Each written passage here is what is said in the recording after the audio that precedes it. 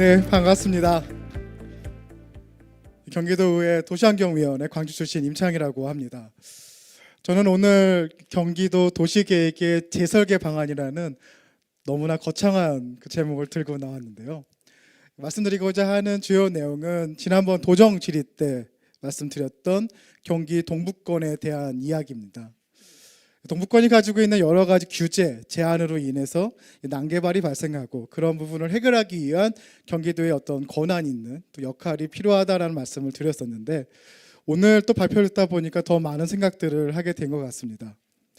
저도 오늘 저희 지역 또 동북권에 대한 현실에 대한 얘기뿐만 아니라 약간은 이상도시와 같은 우리 미래도시에 대한 이야기도 드리면 좋을 것 같습니다. 앞에서 말씀해 주신 이상수 박사님이 말씀하신 것처럼 최근에 서울 편입 논의가 있는데요. 이 경기도에 서울에 근접되어 있는 도시들이 서울로 가겠다라고 말하는 것은 어떻게 보면은 이 경기도가 가지고 있는 선호도 또 경기도가 가지고 있는 어떤 문제점에 대해서 우리가 제대로 해결하지 못하는 걸로 그 원인이 있지 않을까라는 또 경기도 의원으로서의 어떤 책임감과 또 부끄러운 마음으로 이 사안을 접하고 있습니다. 바꿔 말하면은 경기도의 주민들이 시민들이 더 잘 살 수 있고 더 만족한 삶을 살 수 있는 도시를 만드는 방법이 저희한테 아마 중요할 것 같은데요. 그 계획만이 아니라 사업 단위까지 내려가야 된다라는 이상수 박사님의 의견에 저도 동의를 하고 있습니다. 그와 함께 향후의 도시관리 비용과 그 방안에 대해서도 또 고민을 해야 된다는 것도 그에 공감을 하게 됩니다. 두 번째 발표를 해주신 이진희 박사님께서는 고령화된 사회, 노인에 필요한 여러 도시적 그 이야기들을 해주셨는데 책에 보니까 로봇이라는 그 기술이 발전하면서 로봇이 인간처럼 걷고 움직이는 기술도 발전하고 있지만 반대로 건물이 도시가 로봇에 맞게 변하고 있다고 하더라고요. 어쩌면 우리가 고령화 사회를 대비하면서 건강 도시라는 컨셉도 등장하고 있지만 바꾸어 보면은 지금 변하고 있는 기술로 인해서 우리의 도시들도 또 우리가 원하는 건강 도시 방향으로 바꾸어 변화시켜 나가는 게 아닌가 생각도 들기도 합니다. 이러한 상황에서 저희가 조금 더 노력하고 관심을 갖는다고 하면은 우리가 원하는 도시 또 시민들이 원하는 도시 더 가까이 갈 수 있지 않을까 생각도 듭니다. 마지막으로 이윤석 박사님이 말씀해 주셨는데요. 이 기후 위기 안에서 탄소 중립 도시가 가지고 있는 또 다른 기회에 대해서 말씀을 해주시는 것 같습니다. 여러 가지 어려움으로 인해서 앞으로의 기후 위기의 도시는 더 관리가 어렵고 여러 가지 변화들을 필요로 할 겁니다. 그럼에도 불구하고 우리가 해야 될 일들이 많이 있을 것 같은데요. 이번 행감 때도 그런 말씀을 드렸습니다. 경기도에 있는 적어도 도시 지역에 대해서는 그 옥상에 대한 최근에 그 북미에서는 이제 솔라라이트라고 하는 그 옥상에 대해서 좀 경기도가 더 어떤 권한을 좀 역할을 하자라는 말씀을 드렸습니다. 더 좋은 거는 싱가포르처럼 옥상 정원이나 옥상 농원까지 발전하면 좋겠지만 그것이 안 된다고 하면은 그 재생에너지 관련된 태양광 시설이라도 설치할 수 있게 아까의 중동 국가의 이 도시 계획 주택처럼 우리도 그러한 접근이 좀 필요하지 않을까 생각이 듭니다. 저는 오늘 발표를 준비하면서 이 녹색도시라는 단어에 좀 집중을 해봤습니다. 녹색도시, 경기도에서 녹색도시는 어떠한 그 내용이 가치가 담겨야 될까라는 생각이었는데요. 그 탄소 중립, 지속 가능성, 스마트라는 단어로 조금 부족하지만 한번 이야기를 풀어보도록 하겠습니다. 그렇지만 저의 발표의 내용에는 역시 정신이다 보니까 지역의 문제에서 비롯됩니다. 경기도 동북권, 특히 상수원 보호구역, 상수원 관리구역이 포함되어 있는 동북권에 대한 이야기를 시작하려고 하는데요. 동북권은 규제를 중심으로 도시를 관리해 왔습니다. 그러다 보니까 여러 가지 문제들이 발생했고요. 요 도정 질의 때 드렸던 이 세 개의 질문이 고려되어 부분입니다. 첫 번째 질문은 과연 우리가 상수원과 관련해서 동북권의 거의 전 지역을 관리하고 규제하고 있는데 과연 이 수질을 관리하기 위한 이 규제가 적합했냐라는 게 첫 번째 질문이고요. 두 번째는 그럼 이 방식의 도시에 대한 관리 방안이 또 다른 문제를 발생시키진 않았냐에 대해서 동북권의 난개발 문제를 말씀드리려고 합니다. 그리고 마지막 세 번째는 시간이 되면 말씀드리겠지만 빼려고 하는데 이 그 상수원 보호구역 내에서는 경기도 수도권에서는 거의 보이지 못하는 지역 소멸, 인구 소멸의 문제가 있습니다. 그에 대한 이야기도 잠깐 드리려고 합니다. 첫 번째는 물에 대한 이야기입니다. 이 팔당호 그리고 팔당호로 들어오는 여러 지류의 하천들은 꽤 오랫동안 수질 악화라는 문제를 당면했었습니다. 70년대에 팔당댐이 만들어졌을 때부터 계속 수질은 악화돼서 2000년대 중반, 그러니까 90년대에 가장 큰 피크를 찍습니다. 온 언론에서 수질 문제에 대해서 나쁘다, 위험하다, 상수원을 옮겨야 된다는 말까지 나올 정도로 위협이 있었는데요. 그러한 상황에서 국가는, 저희 정부는 이런 결정을 합니다. 규제를 강화하는 거죠. 어쩔 수 없었다고 생각이 듭니다. 우리나라의 그 수질을 개선할 수 있는 기술도 부족했고 또 그 사업을 할 수 있는 예산도 없었습니다. 그런 상황에서 계속 규제 방식으로 갔는데 놀랍게도 작년에 그 팔당호와 지류의 하천의 1ppm, 그러니까 굉장히 좋은 그 팔당호 수질의 목표로 하고 있는 1ppm을 달성했습니다. 그래서 과연 어떻게 1ppm을 달성할 수 있었을까? 좀 전에 말씀드린 것처럼 저희 정부는 수질을 보호하기 위해서 지속적으로 규제를 강화해왔고 규제를 플러스해왔습니다. 그래서 지역에서는 이 중첩된 규제를 좀 개선하자는 말이 있을 정도로 규제 방식으로 해왔는데 아이러니하게도 수질의 문제를 해결한 것은 규제가 아니었습니다. 규제가 아니라 경기도에서 이 수질 관련된 환경 기초 시설을 확대시켰던 거죠. 시설을 확대하고 그 시설을 고도화하면서 수질을 개선했던 겁니다.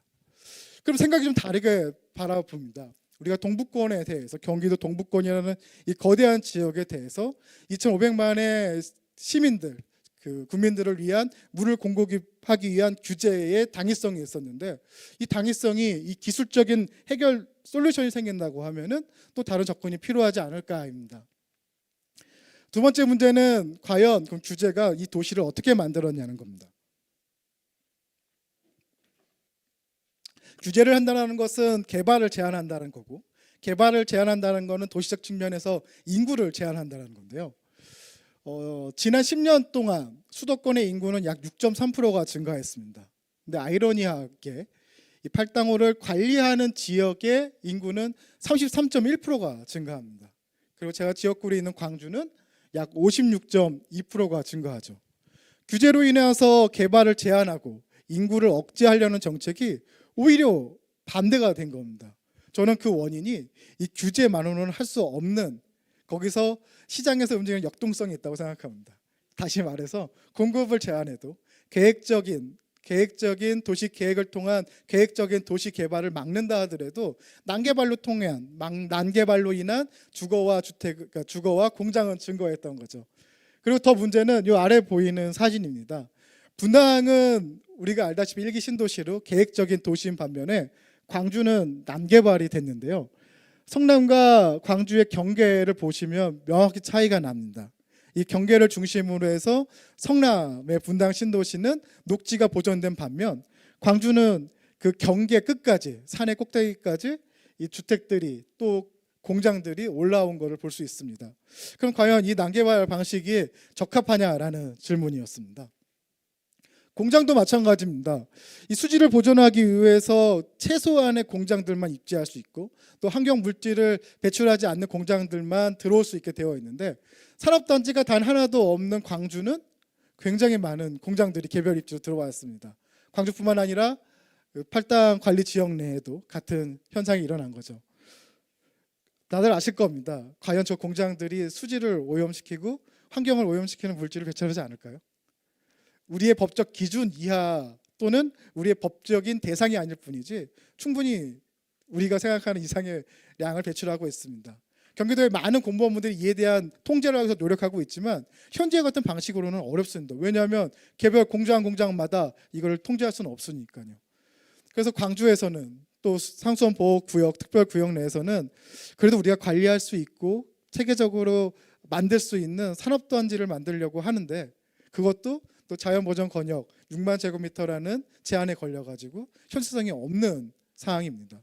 저는 이런 상황에서 경기도가 보다 체계적인 이 문제를 해결할 수 있는 공공에서 계획하고 공공에서 사업하는 이 산업단지와 도시개발 사업에 대해서 적극적으로 계획하고 나가야 된다고 생각합니다.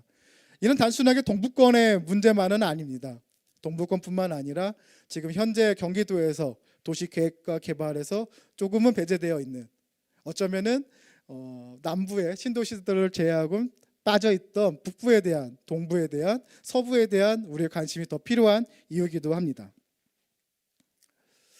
이 부분은 지역에 좀 이슈가 되는 부분입니다. 아까 주택이 산 위로 올라간 것처럼 공장의 입지가 많아진 걸 넘어서 가지고 광주 같은 경우에는 이제 공장과 주거가 막 섞여 있습니다. 그러다 보니까 주민들의 갈등도 점점 증가하고 있는 거죠. 그래서 제가 제안드리고 싶었던 내용은 이겁니다. 하천을 따라서 그 팔당호를 중심으로 그 하천들은 그 완만하게 그 팔당호까지 진입을 합니다. 그리고 그 하천 길이 사실 옛날에는 도로였습니다. 사람들이 걸어 다니고 마차와 뭐 무차가 다니던 길이었죠. 반면에 지금 현재 만들어지고 있는 그 새로운 도로들은 이 산이 많은 동부 지역을 관통을 많이 합니다. 산은 관통하면 터널 만들고 하천을 건너기 위해서 또 교량을 만들게 되죠.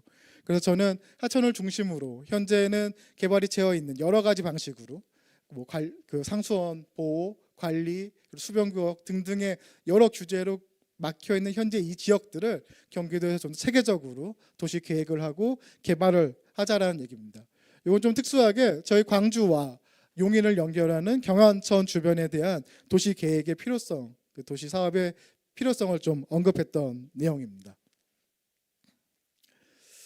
사실 이게 좀 본론인데요.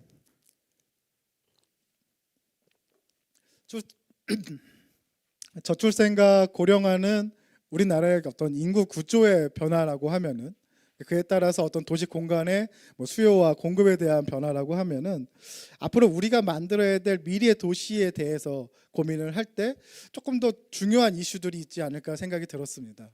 저는 그 새로운 도시의 가치, 이 부분이 좀 전에 발표해 주신 탄소 중립이라든지 또 건강 도시라든지 컴팩트 시티, 그리고 지속 가능성, 그 스마트, 최근에 도시 차원에서 논의되고 있는 그 많은 생각들이 이 경기도에 뿌리를 내려야 된다고 생각합니다. 경기도에 현재 진행되고 있는 이 도시의 개발들은 근대전 100년 전에 나왔던 아이디어들입니다. 그 아이디어들을 경기도와 대한민국은 적극적으로 도시화에 이용을 했고, 그 기반으로 지금의 성장 단계에 이르렀는데요. 그럼 앞으로의 100년을 위해서 경기도가 무엇을 해야 될지, 그에 대한 좀 고민이 필요한 상황이라고 생각이 듭니다. 도시가 가지고 있는 특징이 있습니다. 집중될수록, 모여질수록, 사람들이 많이 모여 살수록 여러 창조적인 혁신들이 이루어진다는 건데, 아마 많은 분들이 아실 겁니다. 예전 이제 꽤 된 그레이저 박사의, 그러니까 교수의 도시의 승리라는 책에서만 봐도 사람들이 도시에 모여 살면서 얻게 되는 효용, 사실 그것이 어쩌면 우리가 도시로 모여드는 이유고 도시를 떠나지 못하는 이유일지도 모르겠습니다.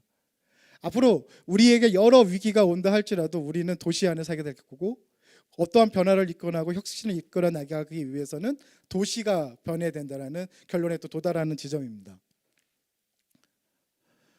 그런데 도시에 좀 문제가 있습니다. 도시는 전 지구의 한 2%의 면적을 차지하고 있는데, 거기서 발생하는 긍정적인 면에서의 어떤 산업 생산은 70% 가까이 됩니다.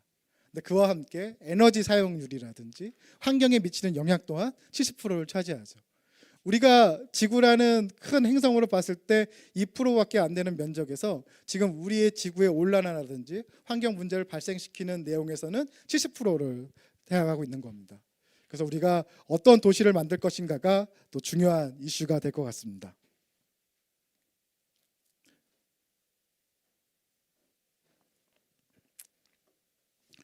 대한민국의 발전사를 보면 많은 분들이 산업화로 이야기를 시작하시지만, 저는 그와 함께 도시화가 중요했다고 봅니다.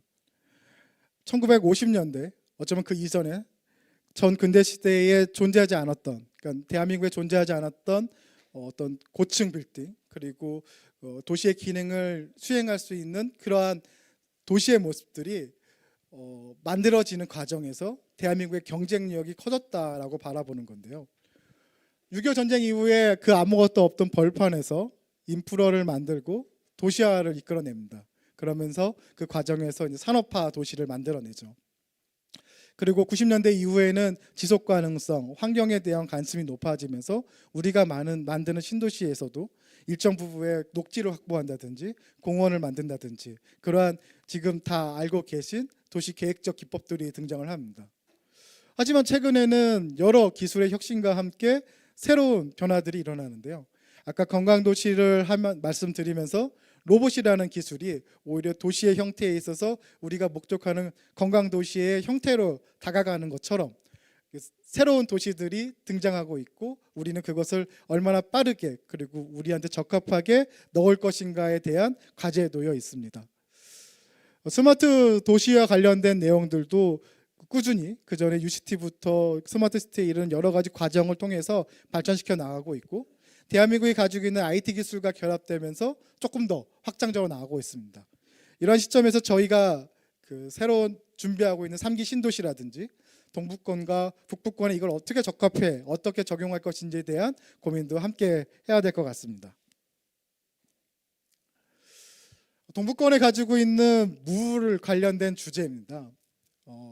우리가 흔히 취수와 이수라고 하는 이 물의 관리에 있어서 지금까지는 이제 규제 방식으로 했었는데요. 저는 보다 좀 적극적으로 역할을 해야 된다고 생각합니다. 가령 물 관리에 있어서 동북권에 대해서는 이 스마트한 기술과 더 친환경적인 기술을 적합해야 된다고 생각하는데요. 물 재이용만 보더라도 이번 행감 때도 말씀을 드렸었습니다. 우리 국내의 재이용률이 한 16.1% 수준인데, 정부가 목표로 하고 있는 거는 2030년까지 35%를 목표로 하고 있습니다. 하지만 지금 현재 추세대로면은 한 1년에 1% 정도밖에 늘어나지 못하고 있거든요. 그래서 행감 때 요청드렸던 거는 기존의 비점 오염을 처리하는 방식을 뭐 인공 습지라든지 저류조는 적극적으로 동의를 하지만, 기존의 처리 기계적 방식을 오히려 도로 살수차라든지 청소차를 좀 적극적으로 도입하자라는 말씀을 드렸습니다.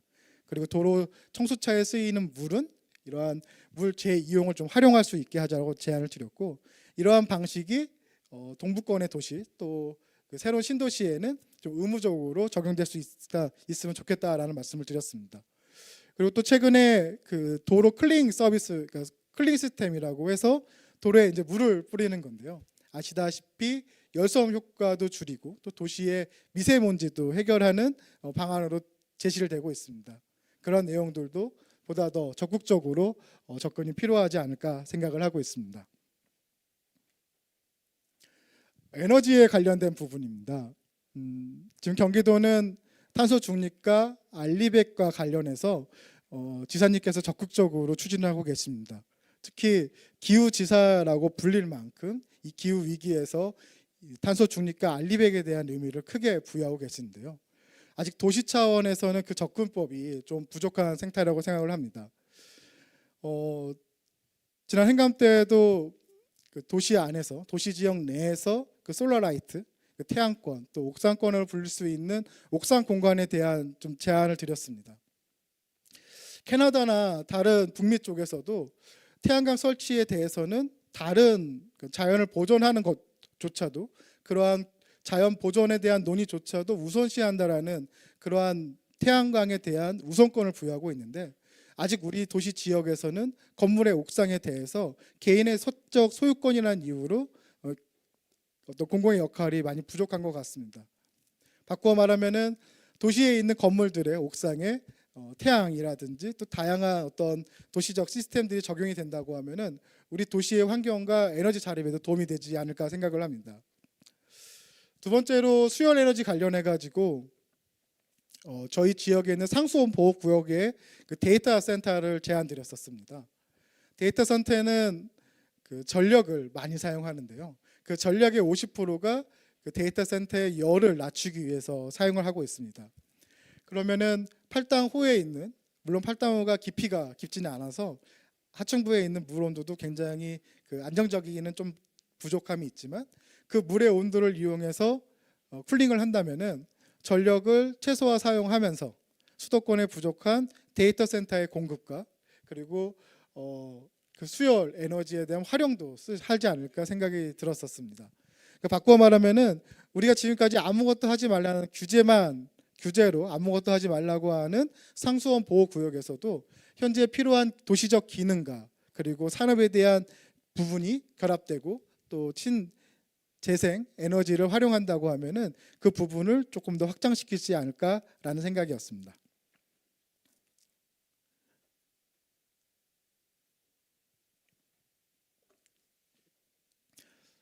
마지막으로 교통에 대한 부분입니다.